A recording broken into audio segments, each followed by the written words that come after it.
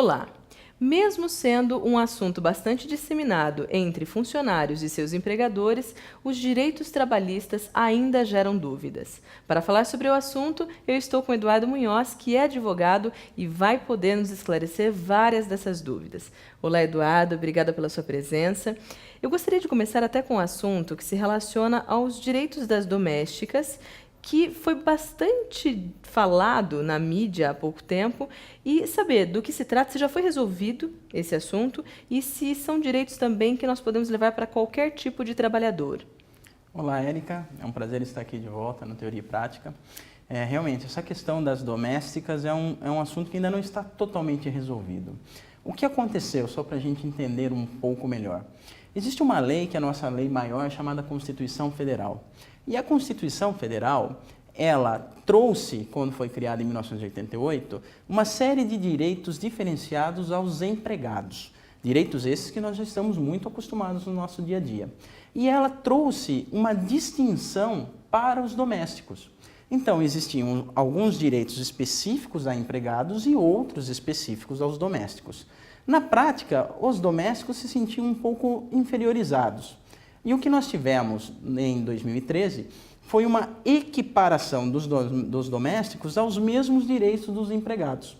Só que por serem categorias distintas, empregados e domésticos, há necessidade de regulamentação por outras leis desses direitos dos domésticos. Quando você fala que é distinto, é porque simplesmente a lei diz que é distinto. A lei criou duas categorias. A Constituição ela já dizia dos empregados e especificamente empregados domésticos. E os empregados tinham os seus direitos e os domésticos outros. Inclusive havia uma lei específica para regulamentar os direitos dos trabalhadores domésticos. Agora, como os domésticos foram equiparados em todos os direitos aos empregados normais, né, chamados assim normais, os domésticos então precisam de regulamentação específica desses direitos. E muitas dessas regulamentações ainda estão sendo discutidas. Então, é um assunto que já há a equiparação, o reconhecimento de que os domésticos não são inferiores aos demais trabalhadores, porém, é necessário regulamentação de vários pontos, como, por exemplo, do fundo de garantia, que ainda há uma série de discussões de quanto será esse fundo de garantia, como deve ser pago e outros assuntos dessa natureza.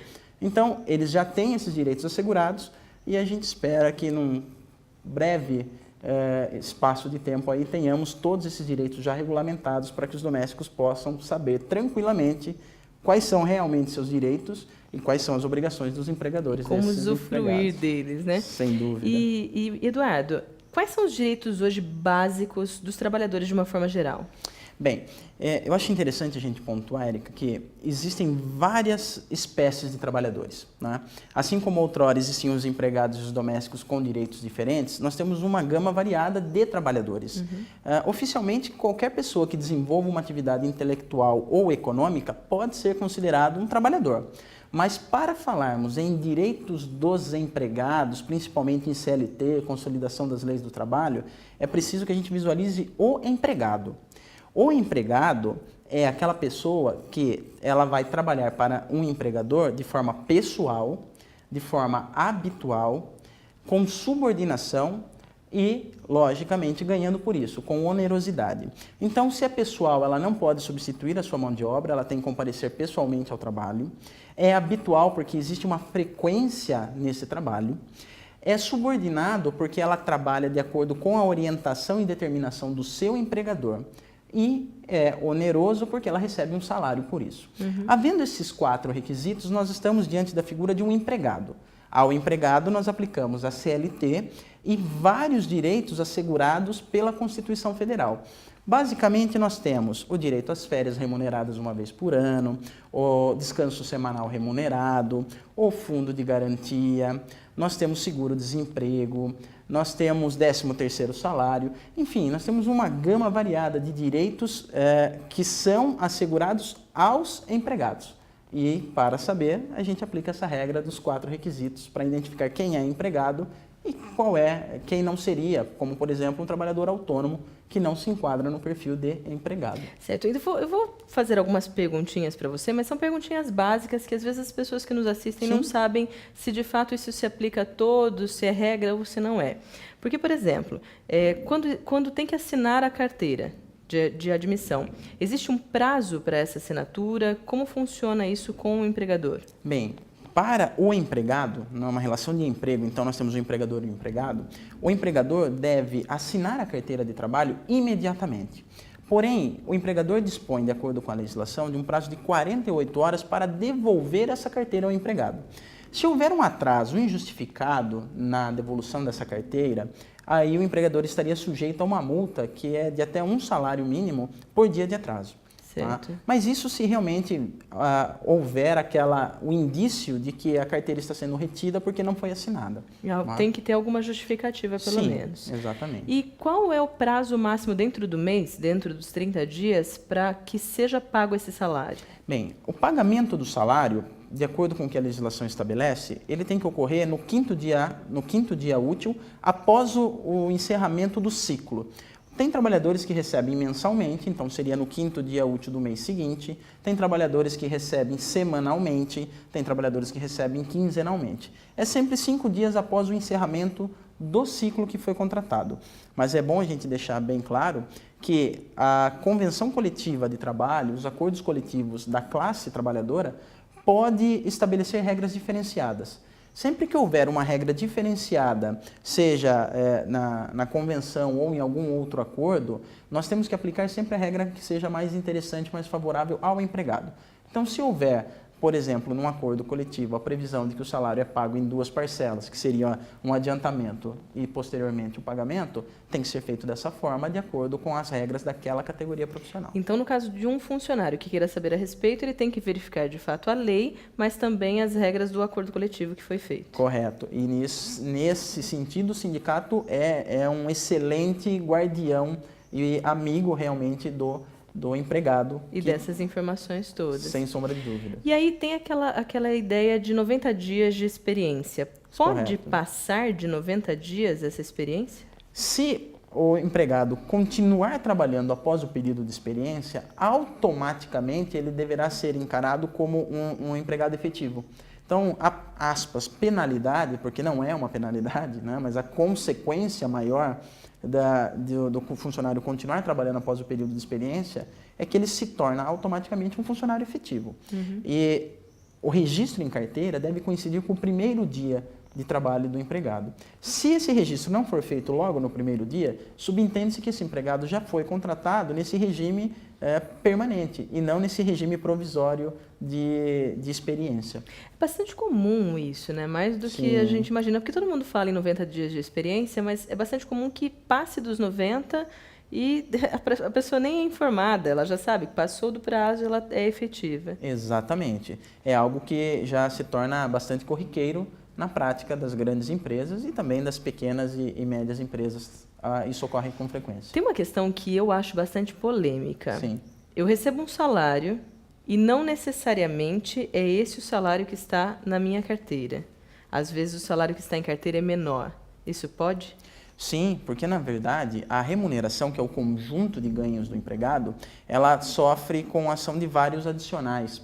Então, em carteira, o que é previsto seria o seu salário, aspas, seco, né? Uhum. Um salário pré-determinado para aquela categoria. Porém, se você labora em período noturno, você vai ter um adicional para isso. Se você labora em condição insalubre, você tem adicional para isso. Se você labora em condição perigosa, você tem adicional para isso.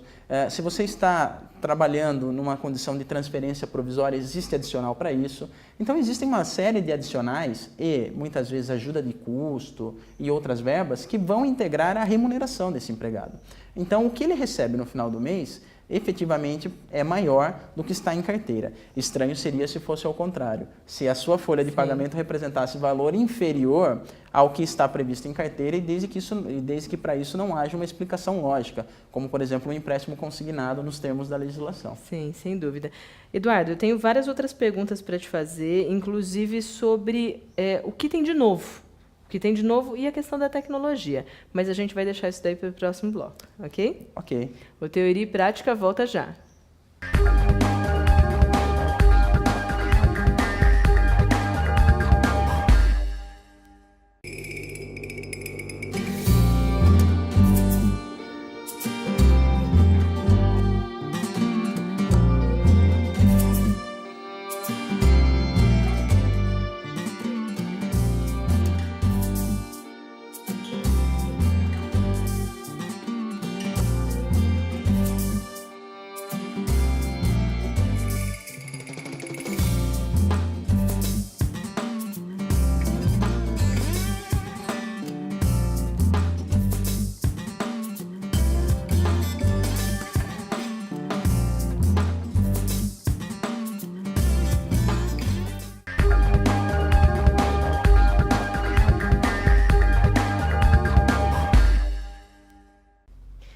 Eduardo, nós falamos nessa questão de o que deve constar em relação ao salário na carteira, mas a gente sabe que existem alguns empregadores que às vezes colocam um salário por fora. Quais são as consequências disso?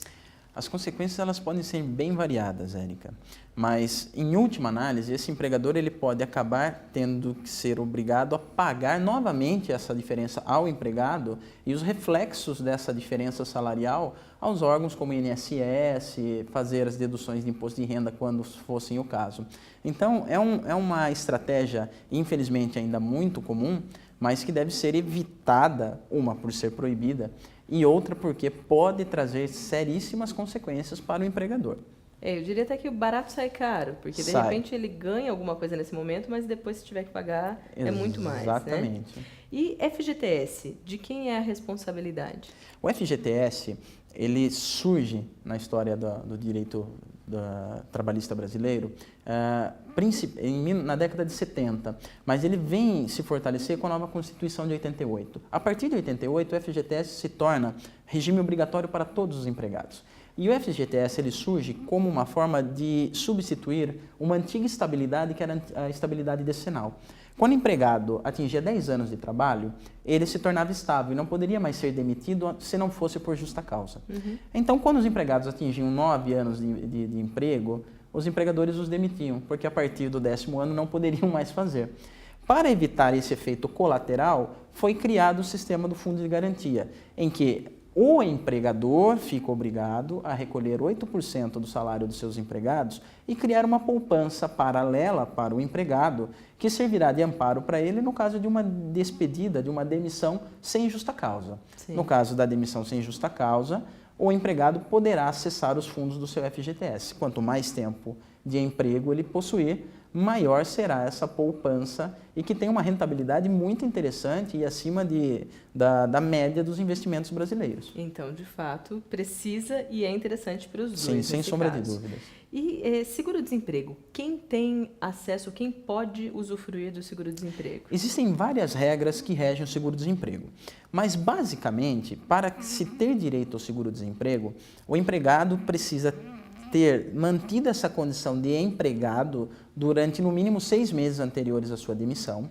A sua demissão não pode ter sido por justa causa. Então, em caso de demissão involuntária, em que o empregado tenha tido salários consecutivos pelo menos por 6 meses anteriores à demissão, ele já consegue ter direito ao seguro-desemprego, que vai variar um pouco no período em que ele terá que recebê-lo. Né? Pode ser alguns poucos meses ou se estender até 5 meses, dependendo do prazo do contrato de trabalho que foi rompido. No máximo eu lembro que são 5 meses. Isso não teve mudança recente, não. Mas eu sei que o aviso prévio teve mudança recente, acho que de 2011. Correto. Como que funciona hoje? Porque antigamente eram 30 dias, foi demitido, tem que pagar em cima desses 30 dias e quando pede a demissão, o funcionário ele também tem que fazer esses 30 dias. Como funciona hoje? Correto. Em 2011 nós tivemos uma alteração e surgiu uma nova lei para regulamentar o aviso prévio. O aviso prévio ele é uma notificação que tanto o empregado quanto o empregador estão obrigados a entregar um ao outro quando resolvem romper a relação de emprego. Então, se eu, empregado, quero sair do meu emprego, preciso avisar meu empregador com no mínimo 30 dias de antecedência. Se o meu empregador quiser romper a relação de emprego, ele terá que me avisar com no mínimo 30 dias de antecedência. Essa era a regra normal até 2011. Ocorre que em 2011, com a nova lei do aviso prévio, foi regulamentada uma disposição que a Constituição Federal, desde 88, já fazia previsão. A Constituição garantia, como direito do empregado, aviso prévio proporcional ao tempo de trabalho, ao tempo de serviço. Significa dizer que, quanto mais tempo de serviço o empregado possuísse, maior deveria ser o seu aviso prévio. E essa nova lei, em 2011, trouxe essa regulamentação. Então, hoje nós temos a seguinte situação, quando o empregador decide romper o vínculo. Ele deve garantir no mínimo 30 dias de aviso para o seu empregado que não tenha 1 ano de emprego ainda completo. Mas, para cada ano de emprego completo, o empregado terá direito a mais 3 dias de aviso prévio. Então, se ele tinha 1 ano de emprego, ele terá o prazo de 30 mais 3. 2 anos, 30 mais 6. 3 anos, 30 mais 9. E esse prazo adicional é limitado a 60 dias, o que equivaleriam a 20 anos de trabalho de um empregador. Porque também precisa, Sim, nesse sem caso, sombra de desse dúvidas, limite. para manter um equilíbrio na relação. Sem dúvida. Acordo trabalhista pode? Acordo trabalhista, eles só podem existir dentro de um processo trabalhista, na Justiça do Trabalho. Esses famosos acordinhos de demissão, quando o empregado não está mais satisfeito e pede para ser mandado embora, e aí tem que devolver a multa, tudo isso, num português muito claro, é trambicagem. E trambicagem não gera efeito jurídico. É preciso ter muito cuidado, porque esse tipo de acordo pode trazer consequências penais, inclusive, porque a Previdência Social, por exemplo, está sendo lesada na prática desses acordos. O empregado terá direito a usufruir, por exemplo, do seguro-desemprego, que ele não teria se ele pedisse a conta por si. Em razão disso, esses acordos são ilegais e, se descobertos, trazem consequências tanto para o empregador quanto para o empregado, consequências cíveis, trabalhistas e penais. Então, mas quando você fala assim, ser descoberto, existe uma pesquisa, uma investigação em cima disso quando tem o trâmite? Como é uma relação muito estreita entre o empregado e o empregador, é difícil de ser descoberto, sim. Porém, os órgãos interessados, como o INSS, por exemplo, podem ficar muito atentos e, havendo denúncias anônimas, por exemplo, de ex-empregados ou de ex-companheiros de trabalho, isso pode ser investigado, inclusive, pela Polícia Federal, se for o caso, e aí teríamos instalado um inquérito policial para apurar desvio de verbas federais. Isso não é difícil de acontecer. Não é de fato. difícil. Eduardo, eu tenho várias, na verdade, perguntas ainda, mas eu gostaria de ficar em mais duas questões. Pois não. Primeiro, a gente sabe que esses direitos trabalhistas eles já são bastante antigos, com mudanças que acontecem, por exemplo, de aviso prévio no decorrer do caminho. Mas quais são as mudanças mais novas? O que é de novo em relação a direitos trabalhistas? O direito do trabalho, ele não é estático, assim como nenhum ramo do direito. Ele evolui conforme as necessidades das relações sociais. Os direitos trabalhistas, basicamente, remontam à década de 30, com a CLT. Depois ganham nova cara, nova roupagem com a Constituição de 88. E, a partir de 88, nós temos várias leis que surgem atualizando assuntos. Mas o que nós temos de mais recente nas discussões de direito do trabalho são as questões relacionadas à flexibilização de direitos trabalhistas, que é uma questão amplamente defendida pelas indústrias, principalmente, porque hoje no Brasil os direitos trabalhistas associados à alta carga tributária caracteriza o famoso gargalo brasileiro e realmente limita muito o potencial do Brasil.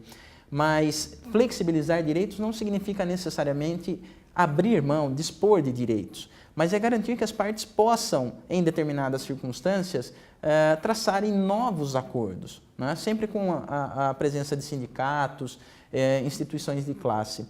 Porém, o que nós temos de mais novo dentro dessa discussão é a questão da flexibilização da terceirização. A terceirização ela é discutida hoje como precarização dos direitos trabalhistas. Em razão disso, ela acaba sendo muito guerreada. E é uma das causas. Nós também temos aí a questão do assédio moral, que não sai de moda, é sempre muito rebatido, ou empregadores que excedem no seu poder de disciplina. E nós também temos aí questões do próprio empregado doméstico, como foi o nosso assunto inicial. Que ainda não terminou de Não estão totalmente resolvidas. E, por último, que eu acho que também é bastante novo, o uso de tecnologia dentro das empresas. Como eles estão fazendo com isso? Como são vistos hoje? Eu costumo dizer que nós estamos no olho da revolução da tecnologia, da era da informação. E por estarmos no olho do furacão, talvez não tenhamos a condição de visualizar de fora o que estamos vivenciando e o que está acontecendo.